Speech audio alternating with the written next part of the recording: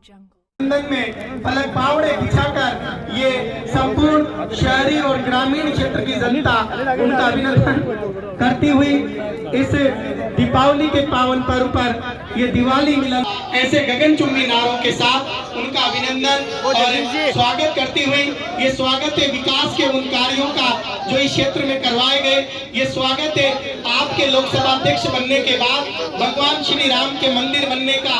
ये स्वागत है आपके लोकसभा अध्यक्ष बनने के बाद धारा 370 हटने का। और ये स्वागत है आपके लोकसभा हमारे क्षेत्र के विकास के लिए सदैव तत्पर रहते हैं और यही कारण है कि आज हम लगभग 80 कार्यों का शिलान्यास और लोकार्पण आज माननीय लोकसभा अध्यक्ष महोदय, मैं सभी से निवेदन करूंगा आप कुर्सियों पर अपना स्थान ग्रहण करें। जो भी लोग खड़े हुए हैं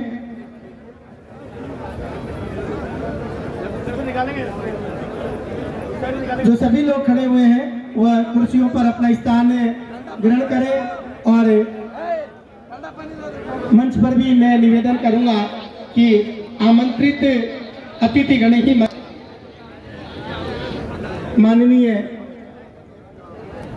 लोकसभा अध्यक्ष महोदय ओम जी बिरला, प्रधान जी, उप प्रधान जी और समस्त पंचों की तरफ से निवेदन करूंगा कि आप मंच पर अपना स्थान ग्रहण करें। माननीय लोकसभा अध्यक्ष महोदय जी दूंगा श्री बाबूलाल जी वर्मा साहब, पूर्व मंत्री राजस्थान सरकार, आप भी मंच पर अपना स्थान ग्रहण करें। और माननीय लोकसभा अध्यक्ष महोदय प्रधान साहब श्रीमान और स्वागत के लग जाए साफा बांधकर माल्यार्पण कर स्वागत और अभिनंदन किया जा रहा है।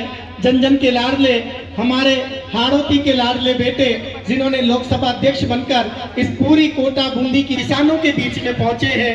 ये इस आज के इस कार्यक्रम की एक अलग ही झलक देखने को मिल रही है कि ये अपार जनसमूह के अभिनंदन के लिए पलक पावड़े बिछाकर यहाँ पर खड़ा हुआ है। ओम जी बिरला जिंदाबाद।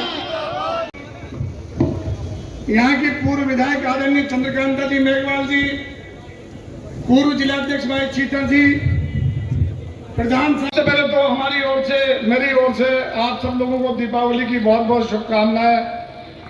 और यह सौभाग्य की बात है कि आज हमें दीपावली के हमारे लोकप्रिय नेता आज हमारे इस कार्यक्रम के बीच में हैं और इस आयाम तक ले जाना चाहते हैं। उसके कार्यक्रम की आज लोकार्पण है, शिलान्यास है। इस चीज के लिए आज हम पूरे पाटन क्षेत्र की तरफ से आप उनका अभिनंदन करें, स्वागत करें। मैं इसी उद्बोधन के क्रम को आगे बढ़ाते हुए अब निवेदन करूंगा मंच पर मातृशक्ति का प्रतिनिधित्व करने वाली केशोराई पाटन और रामगंज मंडी की पूर्व विधायक बहन चंदन होगा। और उसके बाद जो भी स्वागत की पर्चियां मेरे पास आई हैं, मैं एक एक करके क्रम से उन सभी महानुभावों को, संगठन के पदाधिकारियों को एक बार जोरदार नाम की खाते हैं तो मंदिर खाते हैं। ये 14 करोड़ के कार्य, 46 हमारी पंचायतें और लगभग लोकार्पण, और अभी तो ली अंगड़ाई है, आगे और लड़ाई है। एक बार जोरदार तालियों से विकास कार्यों पर अपनी जो चेहरे की खुशी है।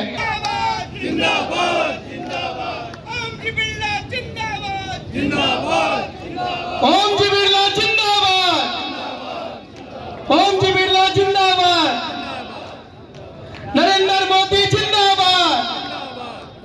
जनसमूह को लाभान्वित करने के लिए मैं निवेदन करूंगा भारत ले दिया होगे तुम कहाँ खुश हो, अच्छा स्विट्जरलैंड में जो काय जो मूल मारी बीबी काय करो जो दिन भर के काय ने बर्तन भी वहीं दो, ऊंचा खानों भी वहीं बनाओ। आप सभी को दिवाली की बहुत बहुत शुभकामना, बधाई। ये दिवाली का पर्व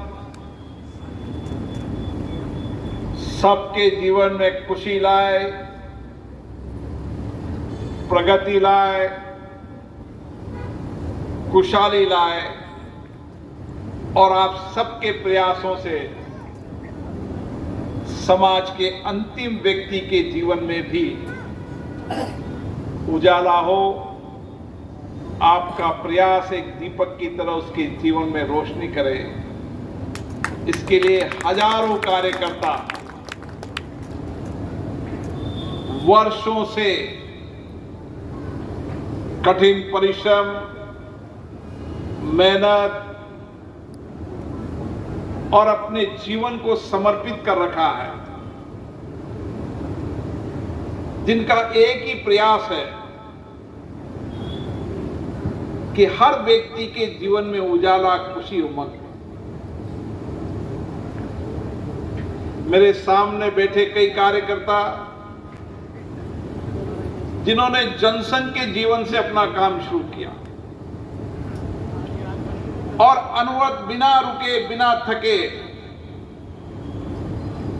बिना आत्मविश्वास को कमजोर किए, सूरज उगेगा न उगेगा, सत्ता आएगी नहीं आएगी, लेकिन हम सत्ता के लिए काम नहीं कर रहे, हम समाज के व्यक्ति के जीवन परिवर्तन कर रहे हैं। और उसके अनवरत आज भी भारतीय जनता पार्टी का एक कार्यकर्ता उसी तरीके का अपने जीवन को समाज के लिए समर्पित कर रखा है। और ये भगवान की कृपा है कि हमें इसी काम के लिए भगवान ने भेजा है कि हम हर व्यक्ति के जीवन में खुशी लाएं, उल्लास लाएं, उमंग लाएं। और यही हमारा काम है, यही हमारा जीवन है, यही हमारा लक्ष्य है। इसके लिए हजारों कार्यकर्ता गांव-गांव में प्रयास कर रहे हैं और मुझे आशा है जिन प्रयासों के लिए आप लगे हो कि लोगों के अभाव दूर हो, लोगों के कठिनाइयां दूर हो, लोगों के जीवन में समृद्धि आए, खुशहाली आए, वो काम भगवान पूरा होगा ही होगा, क्योंकि आप ईमानदारी से प्रयास कर रहे हैं, नैतिक बल आप में है। मैं इसीलिए कार्यकर्ताओं से कहता हूं कि हमारे प्रयास कभी अधूरे नहीं जाते, समय लग जाता है, समय हो सकता है कि हमारी एक पीढ़ी और जाए, लेकिन जिन लक्ष्यों के लिए हम आए हैं, जिस विचार को लेकर हम आए हैं, जिस संकल्प को लेकर हम आए हैं, वह संकल्प, उस विचार का समय आ चुका है।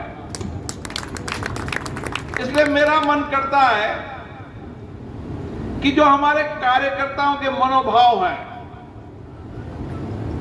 जो उनके विचार सुनता हूं, जो लोगों के अभाव, कठिनाइयां, चुनौतियों को लेकर आते हैं और वह अभाव अपने समझते, अपनी चुनौतियां समझते हैं, ये प्रयास कभी असफल नहीं होते। जो प्रयास नैतिक ईमानदारी से होते हैं, जिस प्रयासों करने के लिए हमारी आत्मविश्वास होता है, जिन प्रयासों के लिए हमारी आंतरिक ऊर्जा होती है, वह आंतरिक ऊर्जा में डगमगा नहीं सकती। हम आए इसी प्रयासों के लिए जिसके सपने हमारी पुरानी पीढ़ी ने देखे थे, अब उन सपनों को पूरा करने का समय आ गया है। और इसलिए मेरे मन में एक ही बात रहती है कि कार्यकर्ता, जनता, वंचित गरीब लोगों की नुमाइंदगी करता है।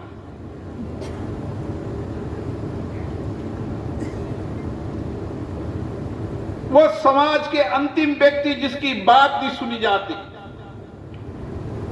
जिसके अभाव नहीं सुने जाते, जिनकी कठिनाइयां चुनौतियों का समाधान नहीं होता, वो कार्यकर्ता से बड़ी अपेक्षा है, आकांक्षा से आता है कि ये भारतीय जनता पार्टी का कार्यकर्ता है, ये मेरी अपेक्षाओं को पूरा करे, मेरी आकांक्षाओं को पूरा करेगा, मेरी चुनौतियों को समाधान करने का प्रयास करेगा। और इसीलिए हम सबको मिलकर एक ही काम करना है। जो हमारे पास आता है,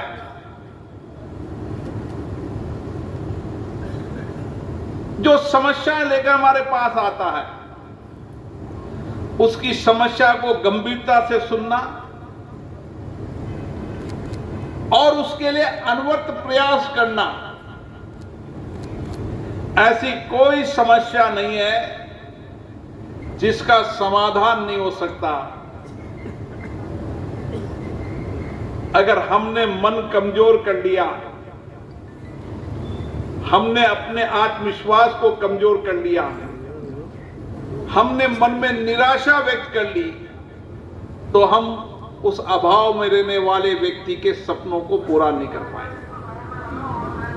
लेकिन हमने सोच लिया कि नहीं, मुझे मेरे गांव के अंदर जहां मैं रहता हूं, मेरी आंखें जहां तक जाती है, मैं इस गांव की समस्या को भी और उस वंचित गरीब व्यक्ति के जीवन को भी बदलने का प्रयास अनवरत करता रहूंगा। एक दिन प्रयास पूरा होगा, भगवान आपके साथ है और उस दिन आपको खुशी होगी। और मुझे लगता है कि कार्यकर्ता इसी में खुशी जीता है, इसी में जिंदगी जीता है।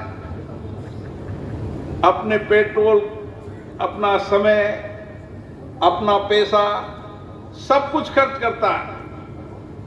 कोई नहीं, केवल लोगों की खुशी के लिए, उसके चेहरे की मुस्कान के लिए। और उसके चेहरे पे मुस्कान लाना ही लाना है, चाहे कितना भी कठिन परिश्रम करना पड़े, लेकिन वो मुस्कान लाएंगे ही लाएंगे। यही हमारे जीवन का लक्ष्य है। और इस लक्ष्य को पूरा करने के लिए अनवरत हम सब लगे हुए हैं। हमारा भाई का रिश्ता नहीं, हमारा जाति धर्म का रिश्ता नहीं, हमारा रिश्ता इस परिवार में रहते रहते सालों तक रिश्ता हो जाता है, वर्षों तक। कोई 30 साल, 40 साल, 45 साल, 50 साल से एक परिवार के रूप में काम कर रहे हैं, एक विचारधारा के नीचे काम कर रहे हैं। और विचारधारा के काम करने के कारण हमारे रिश्ते इतने मजबूत हो जाते हैं, चाहे सुख हो, दुख हो, पीड़ा हो, हमारी कोशिश होती है कि सामूहिकता से काम करें। बदलते परिप्रेक्ष्य में जब बड़ा परिवार हो जाता है तो आपस में छोटे मोटे मतभेद जरूर हो जाते हैं,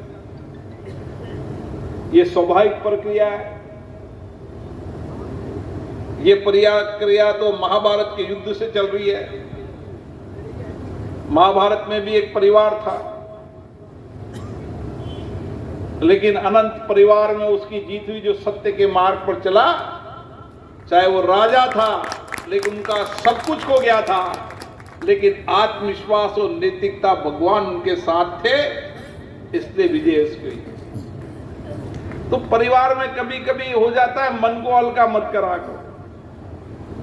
ये तो सदियों से चलती अपनी विरासत है, इस विरासत में जीना है, लेकिन इस विरासत में जीते हुए नैतिकता और धर्म के मार्ग पर हम चलते रहे, जीत हमारी होगी। असत्य और झूठ की जीत कभी हो नहीं सकती, आप मान सकते। कई बार हमारे से कार्यकर्ता कहता है, भाई साहब आपके पास वो रोज आता है, लेकिन यूं मैं चिंता मत करो, भगवान सब देखता है। हम भी, आप भी वही प्रयास करें, हम भी प्रयास करें। कोई कम कर रहा है, कोई ज्यादा कर रहा है, कोई गांव में बैठे बैठे बहुत ज्यादा करता है, लेकिन हम उसको पहचानते नहीं। लेकिन हमारे पहचानने के लिए काम नहीं कर रहा, वो पद प्राप्त करने के लिए भी काम नहीं कर रहा, वो श्रेय के लिए भी प्राप्त नहीं कर रहा। उसके जीवन का लक्ष्य तो ही समर्पण हो गया, उसका जीवन तो समाज के लिए समर्पित हो गया। अब सबका अपना अपना लक्ष्य होता है। जिंदगी में कोई इतना सा जीता है कि मैं और मेरे परिवार, वो जिंदगी निकल जाती है।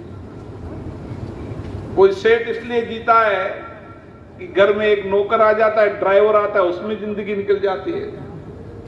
और एक आप लोग हो जिसके यहाँ रोज 50 लोग आते हैं, और एक पास पड़ोस में सेठ जी रहते हैं जिनके ड्राइवर आता है या दूध वाला आता है, कोई आता नहीं है। बड़ा कौन है समाज में, बताओ? आपके गांव में कोई तकलीफ आ गई कि मुझे इलाज कराना, ये कराना, वो कराना है, उस गांव के सेठ के पास नहीं जाएगा। किसके पास जाएगा? कार्यकर्ता के पास। भाई साहब, मैं एम्स में दिखा सकूं जो कोटा मेडिकल कॉलेज में जा रहे थे। वो धन का पति तो है, लेकिन यश ऐश्वर्य नहीं है।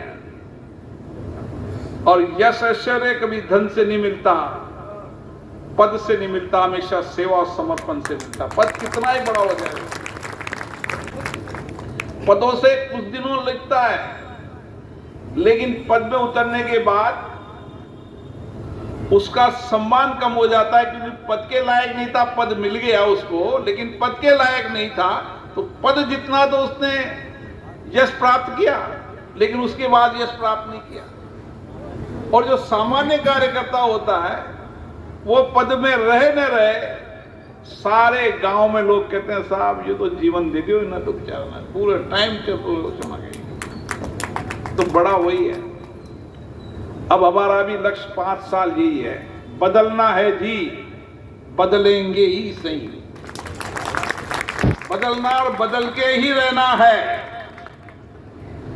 दूर दराज के अंतिम गांव में बैठा व्यक्ति भी जो सबसे अभाव में, उसकी जिंदगी को बेहतर करना ही करना है, चाहे कुछ भी हो जाए, कितना भी प्रयास करना पड़े। और कठिन परिश्रम करेंगे और मेहनत करेंगे। लेकिन जिस गांव में मैं रहता हूं, जिस गली में रहता हूं, 2 टाइम की रोटी का इंतजाम है। बीमार पड़ गया तो उसके लिए कार्यकर्ता खड़ा है, कोई दुख संकट आ गया तो उसके साथ खड़ा है।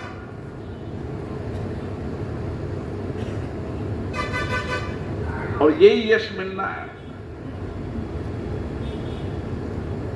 और यही यश प्राप्त करने के लिए हमें काम करते रहना है। आज कुछ शिलान्यास, लोकार्पण हुए, ये प्रक्रियाएं चलती रहती है, लेकिन हमारी योजना क्या है? हमारी योजना उन 4 मुद्दों पर है जो मैं आपको बताना चाहता हूं। कुछ लोग कहते हैं बिरला जी बहुत बड़ी बड़ी बात करते हैं, बड़े सपने देखते हैं। देखता हूं, आदत में है, बड़े सपने भी देखता हूं, उनको पूरा करने का प्रयास भी करता हूं। असफल हो गया फिर प्रयास करता हूं। हर असफल व्यक्ति सफल होता है प्रयासों से, कभी वह असफल नहीं होता। हो जाए, आज नहीं होगा, कल होगा, कल नहीं परसों होगा। जब मैंने कहा कि कोटा में एयरपोर्ट बनेगा तो लोग मजाक करते थे, कोटा में एयरपोर्ट कैसे बनेगा। फिर सरकार ने जमीन कर दी 495 एकड़ वन विभाग की। लोगों ने कहा कि इतनी जमीन तो कभी कन्वर्ट हुई नहीं, बिरला जी करा नहीं सकते एयरपोर्ट, फिर नहीं बनेगा। फिर लोगों ने कोई कागज के हवाई जहाज चला दिए कि कागज चले। मैंने कहा समय लगता है, सही के हवाई जहाज चलेंगे, समय जरूर लग सकता है, लेकिन काम करते रहो, करते रहो।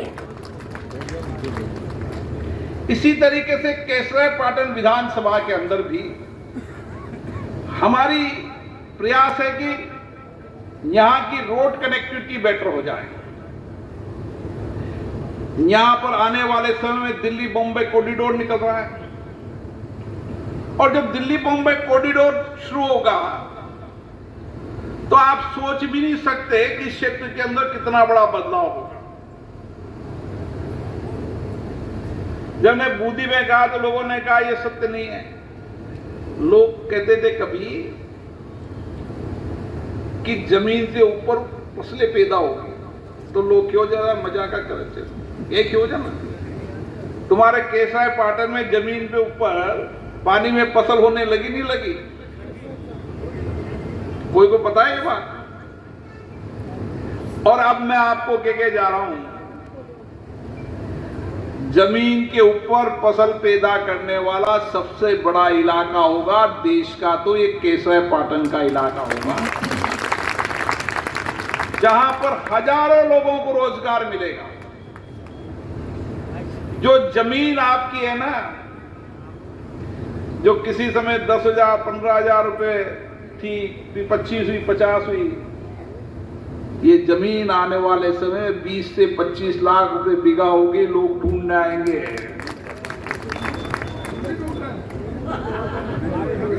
अभी तो समय देखो बाबूलाल जी, जब समय है ना तो इधर ही आएगा सब कुछ।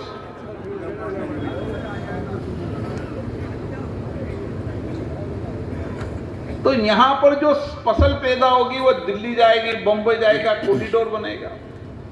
लेकिन उसके साथ साथ कनेक्टिविटी रोड की, गांव की, अब गांव के कुछ कनेक्टिविटी रोड अभी बने, आने वाले समय के अंदर हर इलाके का एमडीआर रोड बनेगा। और भविष्य के अंदर मैं आपको बता रहा हूं कि ये एमडीआर रोड जो बनेगा, ये बनेगा, अभी टाइम लगेगा। नेशनल हाईवे 148 समराता से बमूली, बामलगांव, जरगोदा, करवर, अंड्रेठा, आतरदा, तलवास, जैतपुर, ये रोड बनेगा पूरा का पूरा। फिर स्टेट हाईवे 33 से हस्तिनापुर, संदूरिया, नौताड़ा, बीरर, निमोदा से सीमलिया, चोमा, देवली, यानी चंबल नदीपुर, ये जो चंबल नदी का जाएगा ना, सीधा निमोदा होते होते स्टेट हाईवे 34 से Maiya, Juasa, Ebra, Banka Khera, Antada, national highway 52 Namana state highway ये जुड़ेगा। फिर एमडीआर 212 को बढ़ाते हुए जलोदा, जैथल, जालीजी का बराना, बोरदा, काचान, खेड़िया, दुर्जन, नौताड़ा, देईखेड़ा, स्टेट हाईवे 33 किलोमीटर ये जुड़ेगा। स्टेट हाईवे 29 से रेबारपुरा, छप्पनपुरा, लवाना, पीपलदा, समेल, मदनपुरा, टाकरवा, बुढ़ादीप, खेरोला, बिस्ला, अमरपुरा, डाबर से ये यहाँ से जुड़ेगा, यहाँ तक पूरा इटावा जुड़ जाएगा। फिर एमडीआर 194 बढ़ाते कापरेन, जालीजी का बराना, गेंडोली का रोड, बजरंग की घाटी होते हुए मांडरपुर, सुसाड़िया, पीपलतिया तक, ये 29 करोड़ रुपए, 29 किलोमीटर का। और इसके बाद रियाना, ख्याउदा, हनोतिया, कुरेल, जैतल सड़क की कोशिश, कुरेल नदी पर स्थित। ये प्रथम चरण है। सारे रोड कनेक्टिविटी गांव की बेटर कर हम दिल्ली बॉम्बे कॉरिडोर पर आ जाएंगे। एक हमारा दिल्ली बॉम्बे कॉरिडोर है और एक हमारी Delhi Bombay rail connectivity line है। ये हमारे कनेक्टेड के साधन हो जाएंगे। तो फिर यहां की भिंडी, यहां के टमाटर, यहां के प्याज, यहां के आलू सब उगाना पड़ेगा आपको। सबकी इंडस्ट्री क्या लगेगी। एथेनॉल के 4-4 प्लांट लगने वाले हैं, जिस एथेनॉल से गेहूं से बनेगा, चावल से बनेगा, मक्का से बनेगा, ताकि सबकी रेटें बढ़ जाएगी। तो ये समृद्धि खुशहाली का द्योतक है। और हमने भी कहा कि भाई कोटा बूंदी में एक केसय पाटन जगह है जहां चंबल नदी है, पानी है। बम्बई वालों को भी कहा सीधे आओ और यहां आके रुको और यहां पर पैदा करो, ले जाओ। किसान पैदावार करेगा, ले जाने का काम आप करो, फूड प्रोसेसिंग का प्लांट आप डालो, किसान की आमदनी नहीं बढ़ेगी। तो सबसे समृद्धि कभी आती है तो रेल कनेक्टिविटी से आती है, रोड कनेक्टिविटी से आती है, एयर कनेक्टिविटी से आती है। ये समृद्धि के जहां पर आपने देखा होगा, जहां रोड कनेक्टिविटी बेटर होगी वहां पर निश्चित रूप से बढ़ेगा। और इसी के साथ साथ आने वाले समय के अंदर फिर हम केशवापाटन, कापरेन, लाखड़ी, इंदरगढ़ और करवरा, ये हमारे 5 सेंटर हैं। इन 5 सेंटर पर भी 30-30 बेड का हॉस्पिटल है। आने वाले समय में सभी जगह 50-50 बेड का हॉस्पिटल बन जाएगा और कापरेन में नए जगह हॉस्पिटल बन जाएगा। कापरेन की बिल्डिंग टूटी हुई, तो ये भी काम पूरा हो जाएगा। ये हमारे हॉस्पिटल की व्यवस्था है। उसके सेकंड चरण में हमारी पीएससी, सीएससी उनको लेंगे और थर्ड चरण के अंदर जिन गांव में सीएससी, पीएससी नहीं है, वहां पर हर 3 महीने के अंदर मेडिकल कैंप भी लगेगा, मोबाइल वैन जाएगी, वहीं लोगों की जांच होगी, वहीं निःशुल्क दवाएं मिलेंगी। और हर व्यक्ति का अगर कार्यकर्ता प्रयास कर लेगा तो हर गांव के व्यक्ति का एक कार्ड बन जाएगा। 3 महीने बाद ये हालत थी, 3 महीने बाद जब वापस जांच कराएगा, कुछ परिवर्तन होगा तो हमारे यहाँ कॉल सेंटर आएगा, उसको संबंधित डॉक्टर लेके जाएगा, उसका इलाज कोटा कराएगा, जयपुर कराएगा और दिल्ली कराएगा, ताकि हर व्यक्ति स्वस्थ रहे। हमारे रात में जब गांव में सोए तो हमारी ये तनाव नहीं होना चाहिए कि मेरे गांव में कोई बीमार है और उसकी जानकारी नहीं है या धन नहीं, उसके कारण इलाज नहीं करा पाता। ये हमारा लक्ष्य है कि हर आदमी स्वस्थ रहना। हमारा दूसरा काम, जितने भी स्कूल हैं, सारे स्कूल के अंदर आने वाले 5 साल में समय लग सकता है, 7 साल लग जाए, हर समय के अंदर स्कूल को बेहतरीन के साथ वहां पर कंप्यूटर सीखने की लैब लगा देंगे, ताकि हर बच्चा, क्योंकि समय आ गया तकनीकी का, क्या करोगे आप, दुनिया टेक्नोलॉजी पे आने वाली है। ये 5 साल बाद दुनिया टेक्नोलॉजी पे आ जाएगी, आदमी का काम ज्यादा, मशीनों का काम ज्यादा हो जाएगा, रोबोट आ जाएगा, ऐसा जाए तो हमारे बच्चे को भी हम उस तकनीकी ज्ञान से अवगत करने पड़ेंगे। तो जितनी भी गांव है उन गांव को फाइबर केबल से जोड़कर उनका नेटवर्क बेटर करके उसको वहां कंप्यूटर लैब का तकनीकी ज्ञान बाल्यकाल से सिखा देंगे, ताकि उसकी नौकरी रिजर्व हो जाए। आज अगर कंप्यूटर सीखे बिना कोई आदमी नौकरी जाएगा तो मजदूर बनेगा, और हम मजदूर नहीं बनना चाहते, हम दुनिया के अंदर उस आईटी के इंजीनियर को बनना चाहते हैं, दुनिया में हमारा राज करें। और आप देख लो जी, जितने बड़े लोग हैं ना, वो अभाव में गुजरे ना, वही बड़े लोग बने हैं। आप हिस्ट्री उठाकर देख लो, उनकी जिंदगियों को आप देखोगे ना, तो आपको लगता है कि कितने अभाव में रहने वाला। मुझे कल हमारे सुप्रीम कोर्ट के जज मिल गए, उन्होंने कहा कि मेरा ड्राइवर के 2 बच्चे थे, दोनों बच्चों को उसने अच्छी शिक्षा दिलाई और दोनों बेटे दुनिया के अलग अलग देशों के अंदर काम कर रहे हैं। अब मैंने ड्राइवर से रिजाइन कर दी, पढ़ा। तो कितना अभाव में रहने वाला व्यक्ति भी अगर उसके बच्चे को शिक्षा दीक्षा ठीक मिले, उसके लिए संसाधन उपलब्ध कराने की जिम्मेदारी हमारी है। हमको क्या करना है, हमें क्या करना है, गांव में बैठना है। माँ बाप का युद्ध आपस में बाद में कर लेना, ये बड़ा नेता है, छोटा बाद में कर लेना। गांव में बैठे, गांव में बैठकर हम विचार करें कि भाई मेरे गांव में ये प्राथमिकता है, मेरा गांव देश का सबसे सुंदर, और मेरे बच्चे को अच्छी शिक्षा, स्वास्थ्य, रोजगार मिलना चाहिए।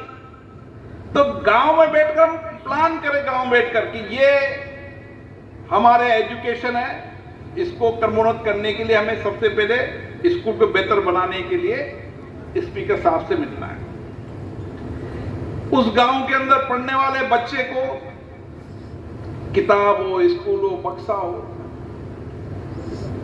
किताब हो, सर्दी में देखो तो एक बुशर्ट में आ रहा है तो उसको जर्सी हो, उसको जो संसाधन हो सकते हैं वो संसाधन उसके अंदर मिले।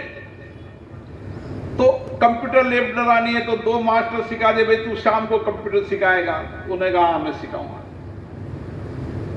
हो सकता है कि देखो मैं किसी की बुराई नहीं करता, लेकिन मैं मिजोरम जा रहा था तो रास्ते के अंदर 4 जगह मुझे लोग सफाई करते नजर आए। मैं फिर एक जगह रुका, मैंने पूछा तो उन्होंने कहा हर सप्ताह उस मिजोरम का चाहे बड़ा व्यक्ति हो चाहे छोटा व्यक्ति हो, सप्ताह में एक दिन 5 घंटे श्रमदान करते ही करते हैं। हमारे गांव में हम क्यों नेतागिरी करते करते विचार नहीं आता मेरे गांव को साफ रखना, निकला चल भाई चल, आज गांव में चलते हैं 10 लोग, हम सफाई करते हैं धीरे धीरे। लोग कहते भाई ये ठीक कर लिया, तो देख लिया कचरा झपट पर डाल ले, ये डाल भाई साहब मैं 100 डस्टबिन चाहिए, लो 100 डस्टबिन दे देंगे भाई, कचरा सुधर। कोई की गाड़ी चाहिए, हमने तय किया है। हम समाज के काम करने वाले लोग बने। तो उस गांव के अंदर अपन ने अच्छे स्कूल कर दिया, सफाई की व्यवस्था कर दी। अगर गांव में सीएससी पीएससी नहीं है तो डॉक्टर सोलर से कहा कि भाई हमारे एम्बुलेंस हर 3 महीने में आएगी, 3 महीने में सबकी जांच हो जाएगी, 27 तरह की जांच होगी, निःशुल्क दवाएं मिलेगी, गंभीर बीमारी होगी तो कोटा जांच करा के रेफर करके इलाज कराएंगे। कहां दिक्कत कहां है बताइए? क्यों हम ये काम नहीं करते? पीने का पानी नहीं तो हमारी योजना क्या है कि कैसे पीने का पानी ठीक मिले। शमशान घाट पर जब शमशान घाट बनाने जाओ तो कब्जा, भाई रास्ते में किसने कब्जा? गांव वालों ने। निकलो भाई, हटाना पड़ेगा जी। 10 लोगों में 2 लोगों का विरोध पैदा होगा तो होने दो, कोई चिंता मत करो, वोटों की चिंता मत करो। गांव में शमशान घाट, हर गांव का हमारा लक्ष्य है कि हर गांव का शमशान घाट बेहतरीन होना चाहिए। तो स्कूल एजुकेशन सिस्टम ठीक हो गया, पीने का पानी ठीक हो गया। फिर इलाके के अंदर कौन कौन सा इलाका असिंचित है? हम 5 साल के अंदर ये प्रयास करें कि हर इलाके के अंदर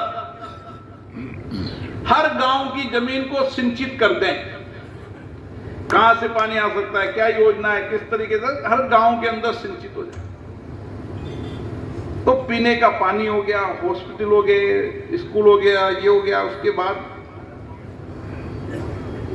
आपका खेल मैदान, गौलाल जी ने कहा लाखेरी का नहीं, अगली बार केसाय पाटन, कापरेन, इंदरगढ़, करवट, हर तहसील हेडक्वार्टर के ब्लॉकों पर सब पे अच्छा बनेगा ताकि बच्चों को खेलना। फिर धीरे धीरे धीरे गांव में खेल मैदान बनाने की परंपरा शुरू करो। कोशिश करो गांव में भी कोई कब्जा वब्जा करेगा, 1 इंच जमीन भी छोड़ते रहो भाई, इतनी कब्जा करके रखना है 1 इंच। खेल मैदान बनना चाहिए, शमशान घाट अच्छा होना चाहिए, स्कूल अच्छा होना चाहिए, पीने का पानी ठीक से मिले। और फिर सबसे ज्यादा उस गांव में कितने लोग ऐसे पढ़े लिखे हैं जो बेरोजगार हैं, उनकी लिस्ट कैलकुलेशन सब कार्यकर्ता पर पड़ी रहे। फिर रोजगार मेला लगाया, उस समय उनको बुलाया, उसमें कुछ लगे, आज लगे, कुछ उधर लगे, कुछ उधर लगे, धीरे धीरे धीरे लगते लगते कुछ लोग काम पे लग गए।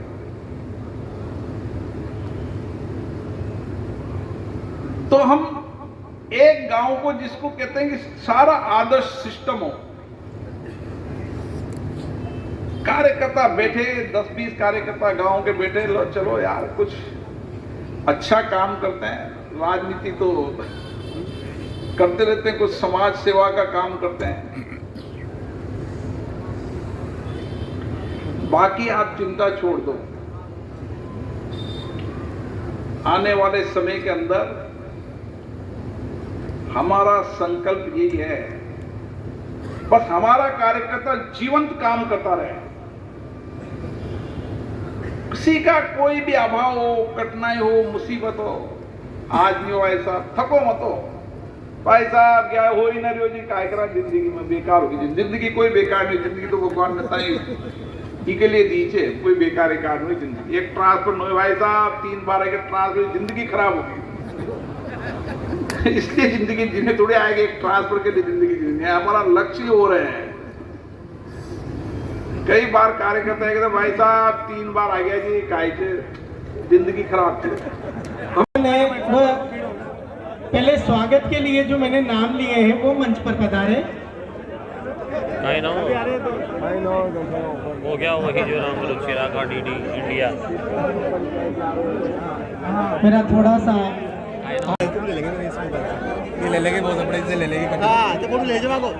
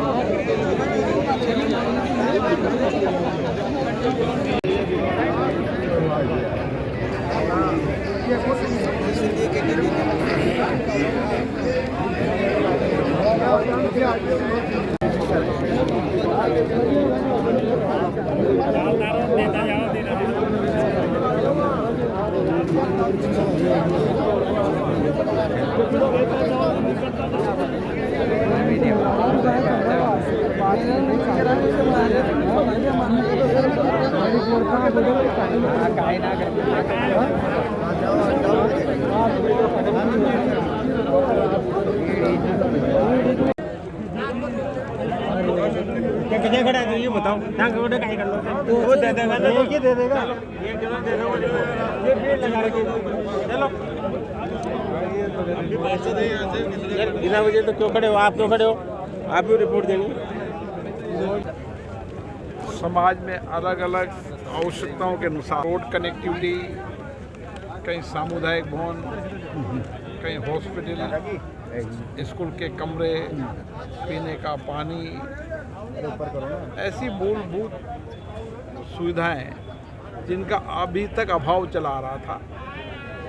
उस इलाके के अंदर 13 करोड़ से अधिक के काम का लोकार्पण शिलान्यास हुआ है।